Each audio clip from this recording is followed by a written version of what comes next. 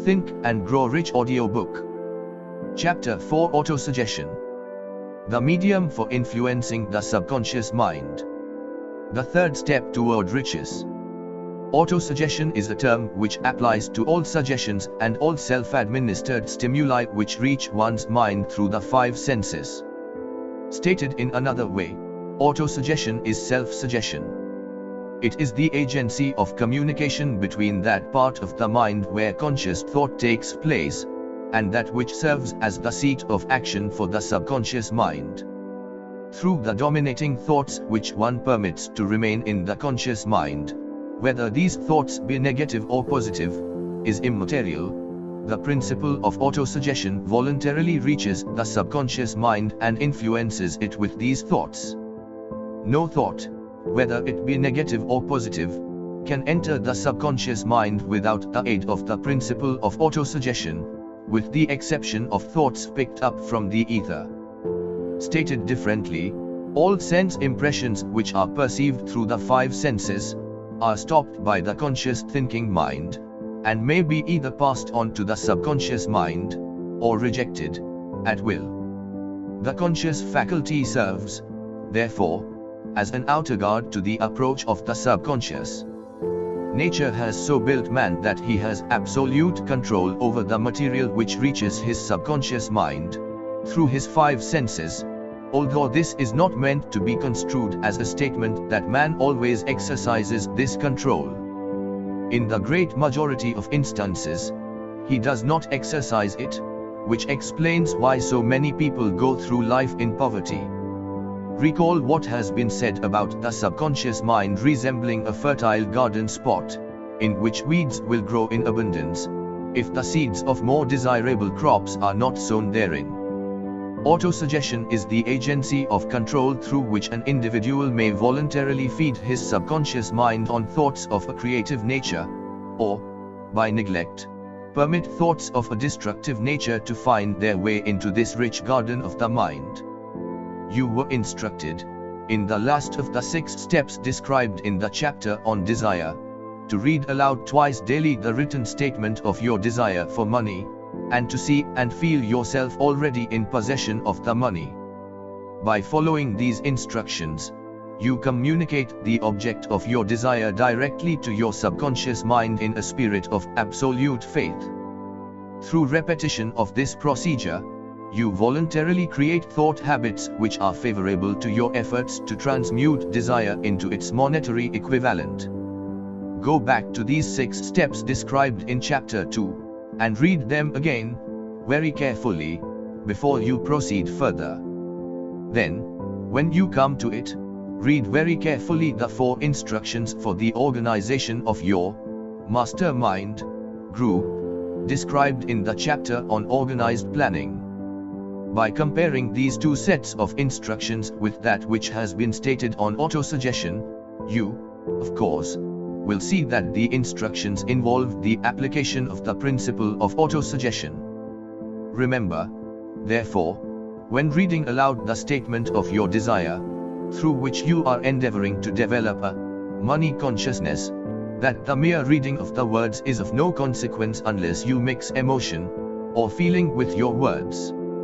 If you repeat 1,000,000 times the famous Emil formula, day by day, in every way, I am getting better and better, without mixing emotion and faith with your words, you will experience no desirable results.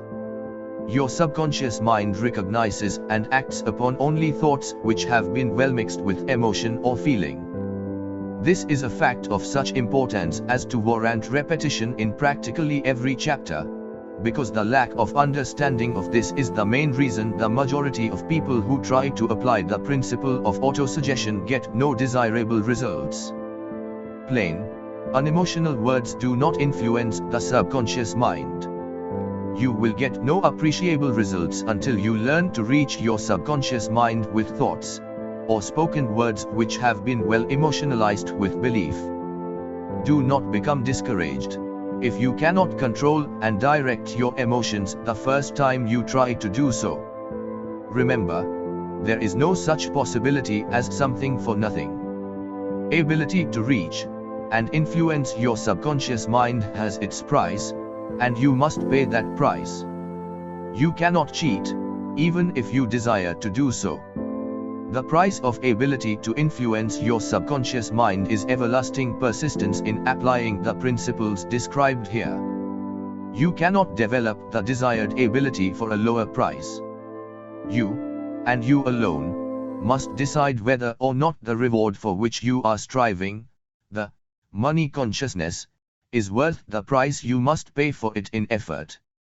Wisdom and cleverness alone will not attract and retain money except in a few very rare instances, where the law of averages favors the attraction of money through these sources.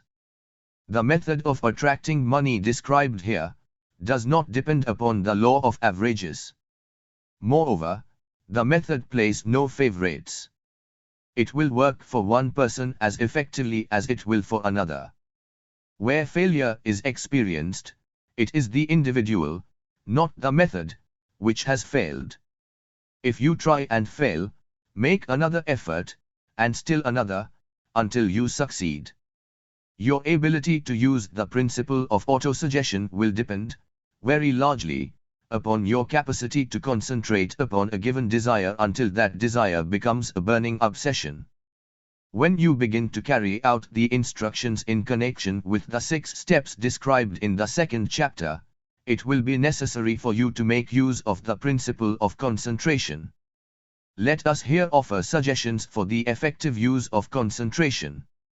When you begin to carry out the first of the 6 steps, which instructs you to fix in your own mind the exact amount of money you desire, hold your thoughts on that amount of money by concentration, or fixation of attention, with your eyes closed, until you can actually see the physical appearance of the money. Do this at least once each day. As you go through these exercises, follow the instructions given in the chapter on faith, and see yourself actually in possession of the money. Here is a most significant fact. The subconscious mind takes any orders given it in a spirit of absolute faith, and acts upon those orders, although the orders often have to be presented over and over again, through repetition, before they are interpreted by the subconscious mind. Following the preceding statement, consider the possibility of playing a perfectly legitimate trick on your subconscious mind, by making it believe, because you believe it, that you must have the amount of money you are visualizing, that this money is already awaiting your claim, that the subconscious mind must hand over to you practical plans for acquiring the money which is yours. Hand over the thought suggested in the preceding paragraph to your imagination, and see what your imagination can, or will do, to create practical plans for the accumulation of money through transmutation of your desire. Do not wait for a definite plan, through which you intend to exchange services or merchandise in return for the money you are visualizing, but begin at once to see yourself in possession of the money, demanding and expecting meanwhile, that your subconscious mind will hand over the plan, or plans you need. Be on the alert for these plans, and when they appear, put them into action immediately. When the plans appear, they will probably flash into your mind through the 6th sense, in the form of an inspiration. This inspiration may be considered a direct telegram or message from infinite intelligence. Treat it with respect, and act upon it as soon as you receive it. Failure to do this will be fatal to your success. In the 4th of the 6 steps, you were instructed to create a definite plan for carrying out your desire, and begin at once to put this plan into action.